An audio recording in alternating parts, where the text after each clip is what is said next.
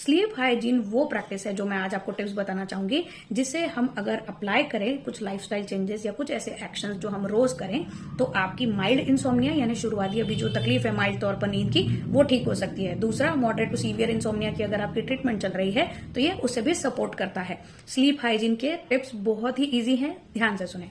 Sleep hygiene number 1, sleep hygiene मतलब first क्या है उसमें टिप, रूम, हमारा बेडरूम जहां हमें नींद आती है, बेडरूम को केवल और केवल सोने के लिए इस्तेमाल किया जाए, खाने के लिए, टीवी देखने के लिए, अदर मनोरंजन के लिए नहीं।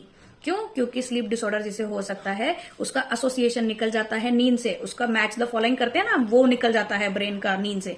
तो अगर हमें प्रमोट करनी है स्लीप, तो बेडरूम को देखते ही, बेड को देखते ही ख्याल आना चाहिए केवल नींद का, तो सिर्फ वहां पर नींद ही ली जाए।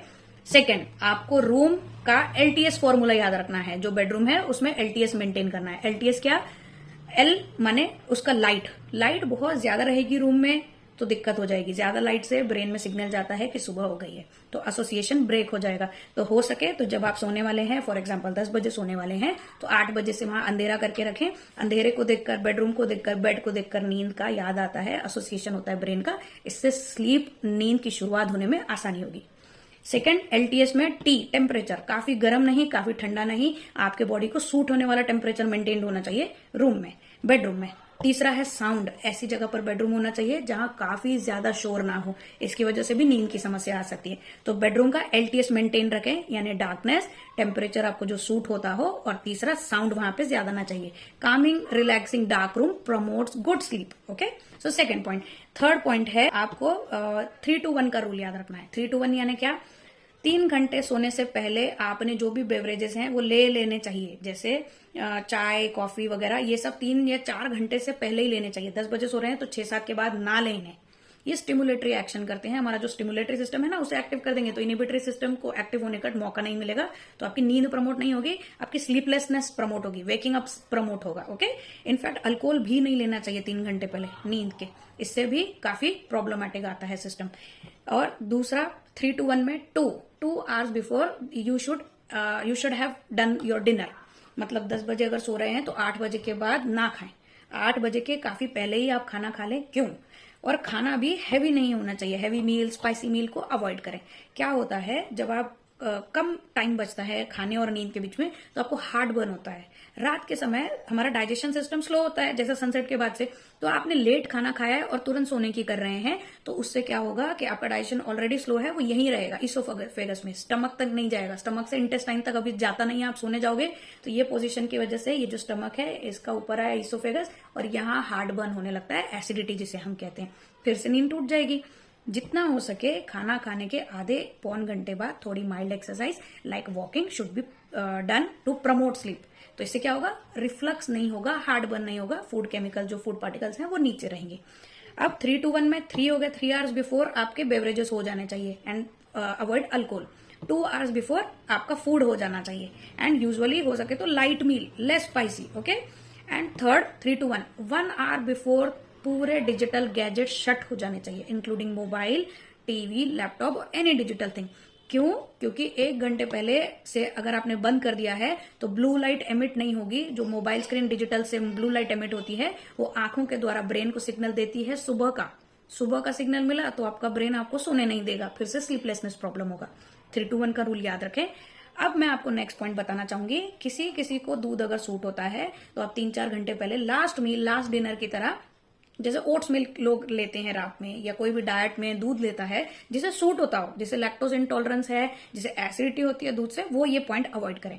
तो गर्म दूध अगर आपको सूट होता हो और आप डिनर में लेकर अगर सो रहे हैं 3-4 घंटे पहले, तो आपकी नींद अच्छे होने के चांसेस होते हैं। 5वां पॉइंट, हॉट शावर की प्रैक्टिस, यानी गर्म पानी से नहाकर आए अगर आप 1 घंटा पहले सोने के, या आप गर्म पानी में पैर भिगो के रख रहे हैं 5-10 मिनट, तो उससे भी रिलैक्सिंग, कामिंग सिग्नल मिलते हैं ब्रेन को, and you feel good and that promotes the sleep. जिन्हें ओवर थिंकिंग का प्रॉब्लम है कि नींद तो कर रहे हैं पर माइंड कंटिन्यूस चल रहा है, तो उन्हें काफी इंपॉर्टेंट है कि वो इस समस्या को देख लें कि वो ओवर थिंकिंग है या बीमारी है। ओवर थिंकिंग है तो रात को बुक्स को फीड करके सोएं, मतलब बुक्स का नॉलेज अगर आप फीड करके सोएंगे तो नींद प्रमोट होती है, ओवर थिंकिंग स्टॉप होती है, इससे भी करीबन आधा 1 घंटा पहले। अब बारी है ये बताने की कि ये सारे प्रॉब्लम्स जो हैं स्लीप हाइजीन से केवल आपको सपोर्टिव ट्रीटमेंट मिलेगा, यानी आपकी छोटी समस्या है नींद की तो इससे सॉल्व हो जाएगी। जब वो लंबी समस्या चल रही है तो आपको जरूरत है एक साइकेट्रिस्ट को कंसल्ट करने की और उनसे पूछने की कि कौन से ड्रग सेफ हैं या नहीं। एज अ साइकेट्रिस्ट मैं आपको ये एक बात काफी ट्रांसपेरेंटली बताना चाहूंगी, आज के एडवांस फार्माकोलॉजी में हम ऐसे ड्रग्स यूज नहीं करते हैं जो हैबिचुएटिंग हो। वो पहले के जमाने के थे, आजकल के जमाने के क्या करते हैं, इसीलिए स्लीप सोसाइटी बनी है जिससे रिसर्च होती है कि कौन से रिसेप्टर ब्रेन केमिकल्स एनहांस कर रहे हैं नींद को, तो हम वैसा ही हार्मोन भेजते हैं, वैसा ही केमिकल भेजते हैं जो उसको अटैच हो जाता है और उसको हेल्प करता है। मन बात, अगर आप जबरदस्ती करते हैं ना नींद करने की, जब तक नींद ना आए तब तक बेड पे बंद चाहिए। जब आप वहां बेड पर ओवर थिंकिंग करने लग जाओगे ना कि हाँ मैं बेड पर हूं तो मतलब पक्का आई जाएगी नींद, तो वो रिबाउंड होता है इलास्टिक की तरह। इलास्टिक को खींचते हैं तो कैसे रिबाउंड हो जाता है, वैसे आप बेड पर तभी जाएं जब आपको नींद आ रही हो सके तो ये क्वेश्चन का आंसर देना चाहूंगी, हो सके तो दिन में नींद ना करें।